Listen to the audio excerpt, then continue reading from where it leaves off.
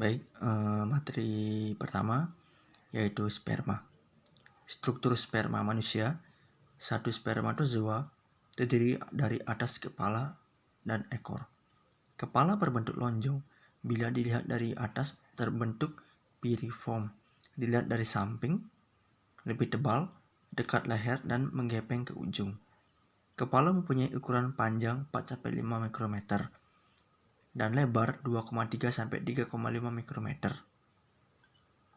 Sebagian besar, kepala berisi inti yang kromatinya sangat berkondensasi untuk menghemat ruangan yang kecil, serta untuk melindungi diri dari kerusakan ketika spermatozoa memasuki ovum. 2/3 bagian depan inti tutup akrosom yang berisi enzim untuk menembus dan memasuki ovum. Ketika masih dalam tubulus seminiferus, sperma tidak bergerak. Pada epididymis, sperma secara teratur akan mengalami pengaktifan. Ketika keluar dari tubuh, kecepatan sperma dalam medium cair saluran kemih betina mencapai 2,5 mm per menit. Pembelahan meiosis pada spermatogenesis bertujuan menghasilkan spermatid.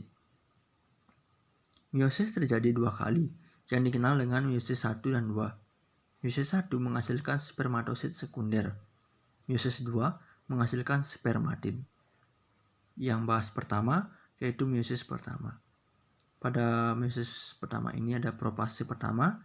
Pada fase meiosis ini terjadi perubahan-perubahan morfologi kromosom. Berdasarkan perubahan-perubahan morfologi kromosom ini, maka profase yang dibagi atas 5 tahap. Yaitu ada yang pertama, diploiden, yaitu maksudnya kromosom yang dapat dilihat seperti benang halus. Yang kedua, zigoten, maksudnya kromosom berpasangan dengan homolognya atau zigonema. Yang ketiga, pachyten, yang maksudnya kromosom menebal. Yang keempat, diploiden, yang dimana maksudnya kromosom homolog mengadakan diri. Yang kelima, diakinesis, yang dimana maksudnya gerakan mengubah posisi kromosom. Pada fase selanjutnya yaitu metafase pertama. Pada tahap metafase ini, kromosom homolog berjejer pada bidang ekuator dan terikat dengan benang spindle pada sentromernya. Selanjutnya itu anafase pertama. Pada tahap ini, kromosom homolog berpisah dan menuju kutub yang berlawanan. Akan tetapi, kromatid tetap menyatu pada setiap kromosom melalui sentromernya. Selanjutnya, telofase pertama. Pada tahap ini, sel menjadi membelah membentuk sel anak. Benang spindle menghilang, dinding inti terbentuk kembali. Pada tahap ini, sel anak tidak mempunyai pasangan kromosom homolog lagi. Berarti, hasil meiosis 1 ini sudah mempunyai kromosom haploid atau N, tetapi masih mempunyai duplikatnya 2 kromatid atau dian. Hasil meiosis 1 ini dikenal juga dengan spermatosit sekunder. Selanjutnya yaitu meiosis 2. Sama juga, yang pertama ada profase kedua. Pada tahap ini, kromosom-kromosom masih berada dalam formasi dian atau masih mempunyai duplikat. Setiap kromosom 2 kromatid. Pada akhir profase ini, dinding inti menghilang. Sentriol memisah menuju kutub yang berlawanan dan benang dan gelondong terbentuk di antara 2 kutub. Sentriol merupakan pusat orientasi. Selanjutnya ada metafase kedua. Pada metafase kedua ini, kejadiannya mirip dengan metafase pertama. Hanya saja, kromosom berupa tetrad pada metafase pertama dan berupa diad pada metafase kedua. Kromosom berupa diad ini menuju bidang ekuator, tidak punya homolog, dan diad tersebut terikat dengan benang spindle pada sentromernya. Sentromer ini akhirnya membelah sehingga kromatid menjadi lepas atau terpisah satu sama lain. Posisi kromosom pada metafase kedua ini mirip dengan metafase pada pembelahan mitosis. Yang ketiga, dua anafase kedua. Pada tahap anafase ini, benang-benang spindle mengerut dan menarik diad menjadi terpisah atau kromatid terpisah satu sama lainnya. Ketika stromer membelah menjadi 2, kromatid-kromatid dapat dipandang sebagai kromosom. Selanjutnya ada telopase kedua. Pada telopase kedua ini terbentuk 4 sel anak gamet dari satu sel induk dengan kromosom haploid. Haploid ini dari meiosis 1 spermatosit sekunder dan haploid ini hasil meiosis 2 spermatid berbeda dalam formasi kromosom. Pada spermatid hasil meiosis kedua, kromosom sudah tidak mempunyai duplikat lagi atau bentuk diad lagi. Sedangkan spermatosit sekunder hasil meiosis pertama masih berbentuk diad atau masih punya duplikatnya. Baik, selanjutnya yaitu struktur sperma. Yang pertama ada ekor spermatozoa, yaitu ada leher, bagian tengah, bagian utama, bagian ujung.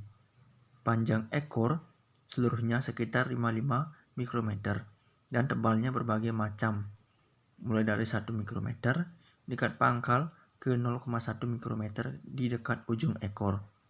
Pembagian ekor terdiri atas 4 bagian yang susah dibedakan di bawah mikroskop cahaya. Yang kedua ada leher. Bagian leher spermatozoa merupakan penghubung antara bagian ekor dan kepala. Tempat melekatnya ekor ke kepala disebut juga implantation fossa, dan bagian ekor yang menonjol disebut capitulum, semacam sendi peluru di kepala. Di dekat capitulum terdapat sentriol depan atau proksimal. Sentriol ujung distal hanya berupa sisa pada spermatozoa yang matang.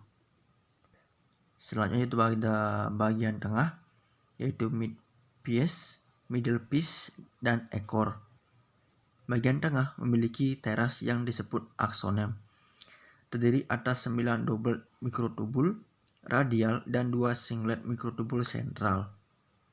Ini hampir sama dengan sitoskeleton yang memiliki silia dan flagella di bagian lain tubuh atau pada makhluk lain. Susunan aksonem ini sama dari pangkal sampai ke ujung ekor. Beda dengan flagellum lain, ekor sperma mengandung dense fiber atau serat padat yang bersusun 992 di luar aksonem. Di bagian ini, mitokondria bersambung-sambung dalam susunan spiral yang rapat sesamanya.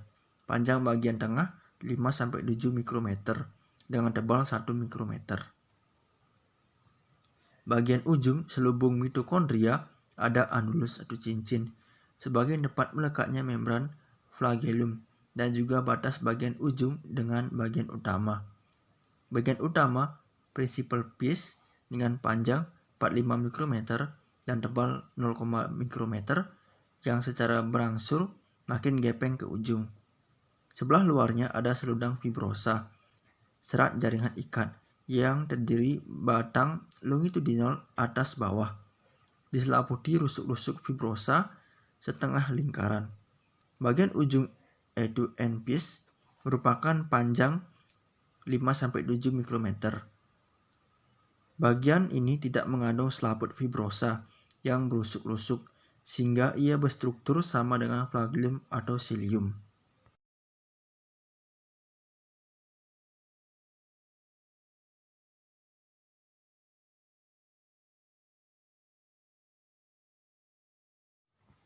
Selanjutnya, zat yang terkandung dalam semen, yaitu yang pertama ada fruktosa yang dihasilkan oleh vesicula seminalis dan berada dalam plasma semen. Fruktosa berfungsi sebagai sumber energi untuk bergerak. Sifat pernapasannya adalah anaerobik. Yang kedua, asam sitrat, spermin, seminin, enzim fosfatase, asam glukuronidase, lisozim, dan amilase. Semua zat ini dihasilkan oleh prostat. Asam sitrat belum jelas peranannya, namun diperkirakan untuk mengumpalkan semen setelah diejakulasi. Spermin berfungsi memberi bau yang khas. Seminin untuk merombak dolisis sehingga semen mengencer serta mengencerkan lendir dalam serviks betina. Adapun enzim lain berfungsi dalam memelihara atau memberi nutrisi bagi spermatozoa di luar tubuh jantan. Yang ketiga ada prostaglandin yang dihasilkan oleh vesikula seminalis. Zat ini berperan dalam memperlancar pengangkutan spermatozoa dalam saluran kelamin jantan dan betina.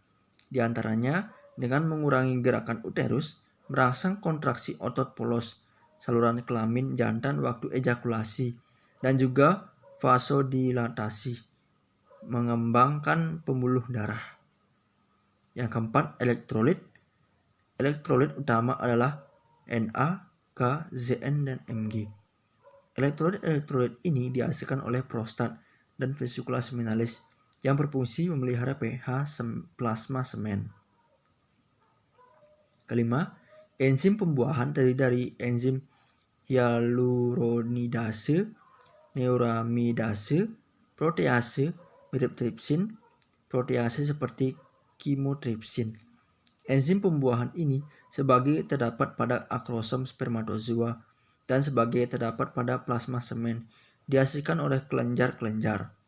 Enzim pembuahan ini selama masih berupa ejakulat belum mendapat reaksi dari saluran kelamin betina dalam keadaan non-aktif oleh hadirnya dalam plasma semen itu zat inhibitor. Selanjutnya, inhibitor yang dihasilkan oleh kelenjar-kelenjar kelamin jantan dan tergandung dalam plasma semen. Inhibitor itu terutama terhadap hyaluronidase, protease mirip tripsin, dan protease mirip chymotrypsin.